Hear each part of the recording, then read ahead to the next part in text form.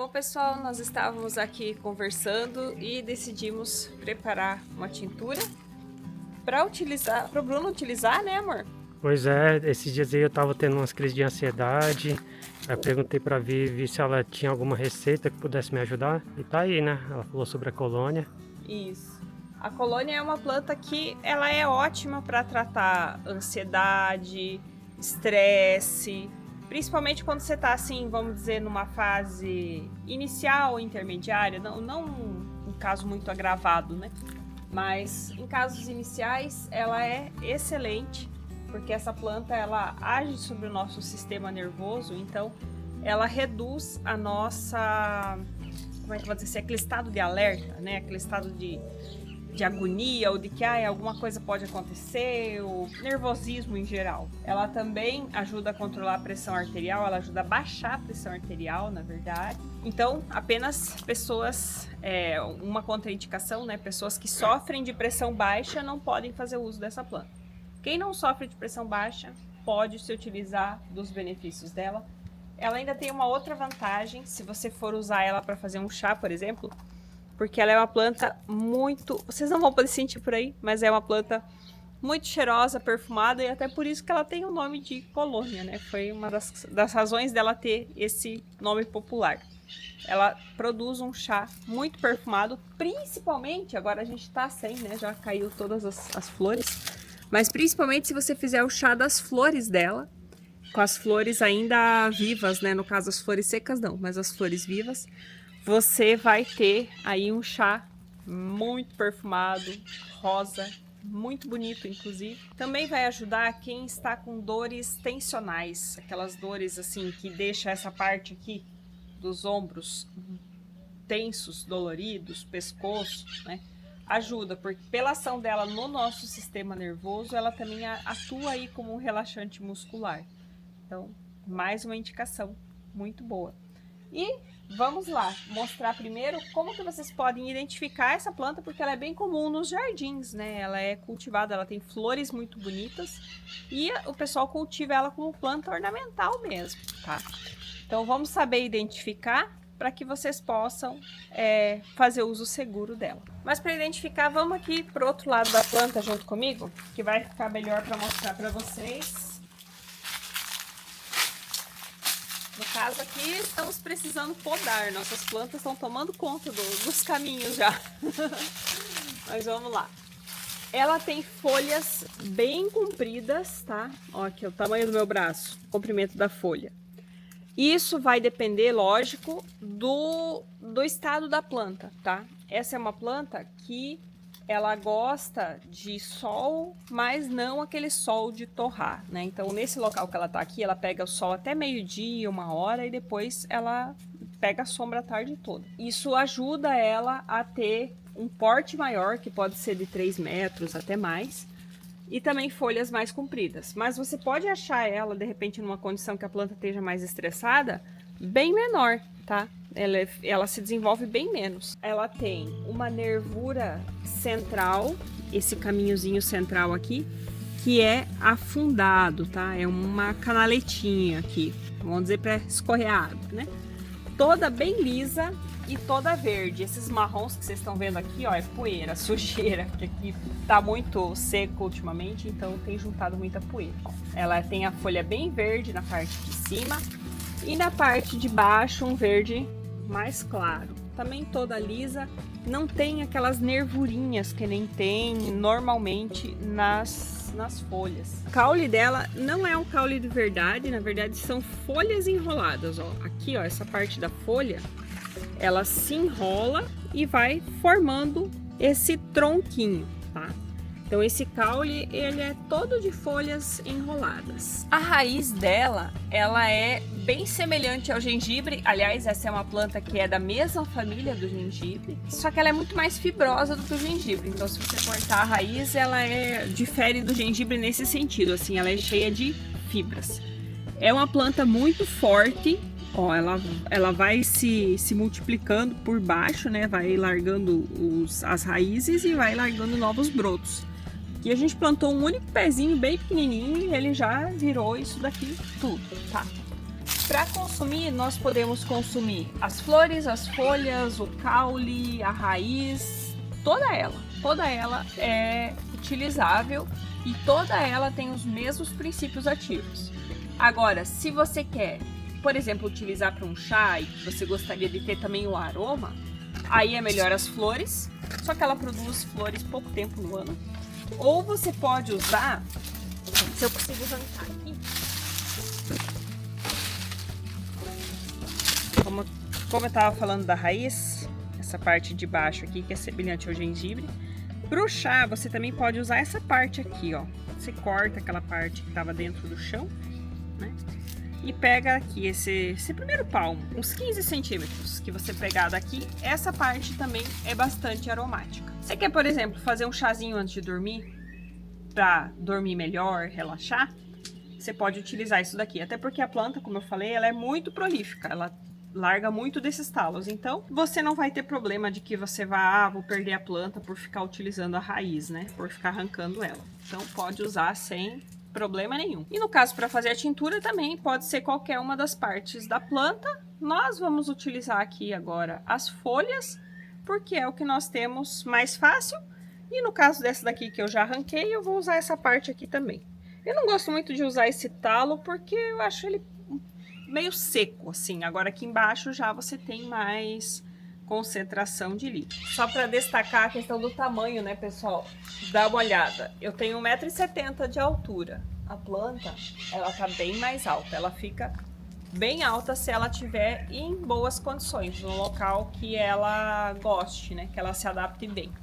Então ela se reproduz muito e ela cresce bastante. E só para complementar, essa planta também tem efeito diurético. Utilizando ela como chá, no caso, ela também tem uma ação no nosso estômago de evitar a formação de úlceras. Ela tem um efeito anti-ulcerogênico. Apesar do chá ser tão interessante e nós utilizarmos ele eventualmente, a gente gosta de ter sempre a tintura pronta, de fazer a tintura, porque a tintura nos permite utilizar com mais regularidade, né? Então não é todo momento que você vai ter o tempo de vir pegar umas folhas ou um pedacinho aqui do tronquinho e preparar um chá. Agora a tintura não, ela tá ali pronta, você vai lá, pinga suas gotinhas na água e toma. Se você precisa sair de casa, você leva na bolsa. E sempre consegue manter a regularidade do tratamento, porque o uso de plantas medicinais também é um tratamento. Por isso que a gente sempre ressalta que é importante ter o acompanhamento de fitoterapeuta, de médico, né? Ela, inclusive, tem interação com medicação, tá?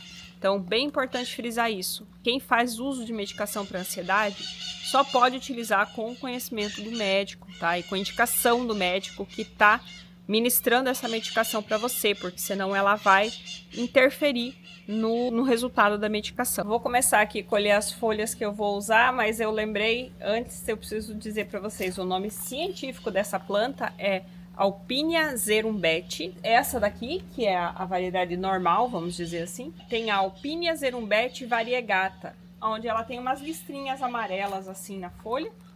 Isso não interfere em nada, você pode utilizar ela, que tem os mesmos princípios, os mesmos benefícios que essa planta, a normal, né? A que não é variegata. E para a colheita das folhas, vale o que a gente sempre fala em termos de plantas medicinais. Nós vamos escolher folhas bonitas, folhas que não tenham machucados, que não tenha nenhuma doença na folha. Agora feita a colheita das nossas folhas, nós vamos lavá-las e picar. Aí já chegamos de volta com vocês para a gente continuar a receita. Pessoal, estamos de volta aqui. Planta lavada e picada. Piquei semelhante a picar uma couve. Uma dica também, tirem aquela parte central da folha, né? Aquela nervura que ela é bem dura mesmo. Então, tirem para facilitar, né? Picar. E uma vez que ela tá picada, eu preciso colocar em um recipiente, idealmente que seja de vidro, tá? E, se possível, com uma boca mais larga para facilitar aí você colocar dentro, né? Poderia ser um frasco também escuro, mas é mais difícil de conseguir. Então, o que eu faço, eu reaproveito esses frascos de conserva e eu guardo no escuro, né? Então, eu guardo no armário fechado enquanto está sendo feita a tintura, né? Enquanto está passando por esse processo. Uma vez que colocamos toda a planta aqui, nós vamos pressionar, porque agora a gente vai vir com o nosso próximo ingrediente, que é o álcool de cereais 70%. Mas nós precisamos também saber a quantidade que nós vamos colocar de planta e de álcool de cereais, tá? Tem duas formas de você fazer a tintura, tá? Uma é seguindo as medidas precisas, usando balança, que é o que a gente vai fazer aqui, tá? Nesse caso, você vai usar de 25% a 30% da planta fresca para a quantidade que você tem de álcool de cereais, tá? Então, no caso aqui, eu tenho 500 ml de álcool de cereais e eu tenho 130 gramas da planta fresca, que vai ficar numa porcentagem intermediária ali entre 25% e 30%. É bom que a gente não utilize muito pouca planta, ou seja, menos de 25%, porque daí vai ficar mais fraca a sua tintura. A outra forma consiste em simplesmente você colocar a planta no frasco e completar com álcool até que ele cubra totalmente as plantas. Essa seria, vamos dizer assim, a forma empírica de fazer, né? A planta vai subir um pouco, ela boia um pouquinho, isso daí não tem problema. Eu vou cobrir e levar isso daqui num armário escuro. Pode fechar bem o frasco, não precisa deixar respiro nem nada, porque isso aqui não vai gerar fermentação. Eu vou levar isso aqui num armário escuro e eu vou deixar lá no mínimo 15 dias.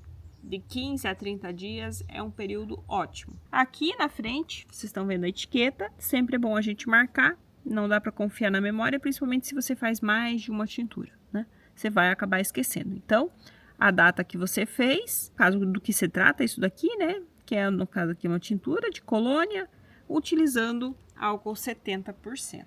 Como essa nossa tintura vai precisar ficar lá em repouso por um período meio longo, eu vou mostrar aqui para vocês qual que é o próximo passo que vocês vão fazer após esses 15 a 30 dias de descanso da tintura.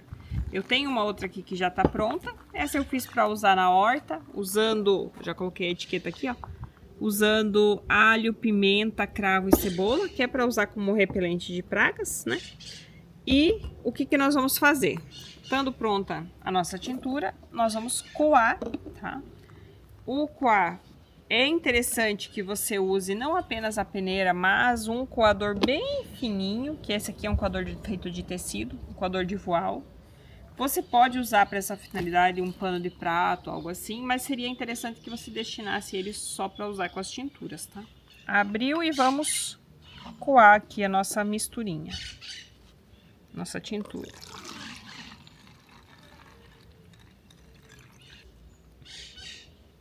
Uma vez coada, se possível, né? Aí falando do ideal, o ideal é que a gente guarde ela num frasco escuro, tá, pessoal? Um frasco de preferência também de vidro. Aí vocês também transferem, né, a etiqueta para esse frasco.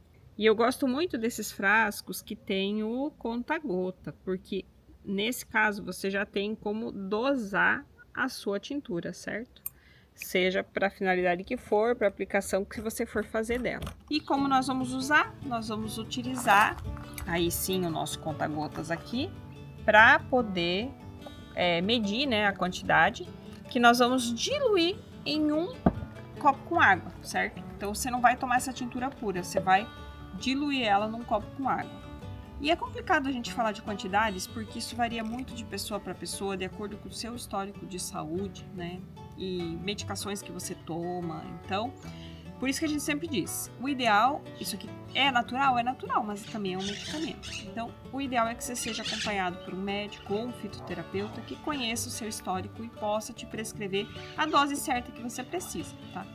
Mas assim, falando por alto, para casos leves, que é o que a gente utiliza, de 20 a 30 gotas, 2 até no máximo 3 vezes ao dia. E se é a primeira vez que você vai tomar, você sempre começa com a menor dosagem. Já que vai ficar pronto daqui a 15 dias, até lá eu vou tomando chá de colônia. Exatamente. Até lá, vamos usando o chá, porque aí temos uma vantagem do chá. O chá você pega e prepara e você já consegue utilizar. Você não precisa guardar um tempo de maturação. Em compensação, a tintura, depois que ela estiver pronta assim, quando usamos a planta fresca, ela vai ter validade de 1 ano, tá? Se você fizer com planta seca, 2 anos. A planta seca tem uma validade um pouco maior. O importante é, seja chá, seja a tintura, termos sempre as plantas à disposição para a gente poder utilizar. E lógico, conhecer elas também é importante. Eu acabei esquecendo de falar que todos os materiais, né, todos os frascos que a gente usa também a gente esteriliza com água fervendo. Então, para não ter riscos de contaminação. E se gostaram, não esqueça de deixar o like e se inscrever no canal se ainda não for inscrito. E a gente aguarda vocês aqui no próximo vídeo. Tchau, tchau!